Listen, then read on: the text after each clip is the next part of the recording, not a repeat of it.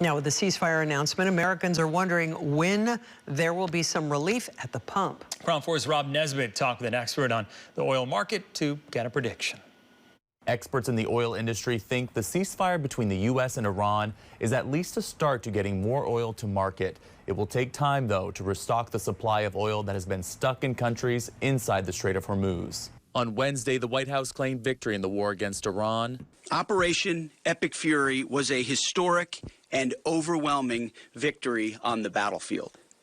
A capital V military victory. As part of a ceasefire deal, President Trump has demanded that the Strait of Hormuz be reopened. The waterway is the key artery for global trade, with around 20% of the world's oil supply traveling through. President of LaPow Oil Associates, Andrew LaPow, says drivers should notice minor relief at the gas pumps when the strait opens. I think that gasoline prices can come off about 5 cents a gallon by this weekend, and perhaps another 5 to 10 cents a gallon over the following 10 to 15 days. The reason for the slow decline is because of the backlog of oil supply that's built up in Iraq, Kuwait, and Saudi Arabia.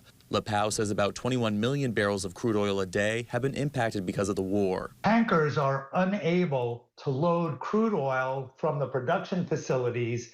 It means that onshore storage fills up, and ultimately crude oil production needs to be cut, and the oil is left in the ground. Trump's ceasefire deal calls for 2 weeks of negotiations with Iran.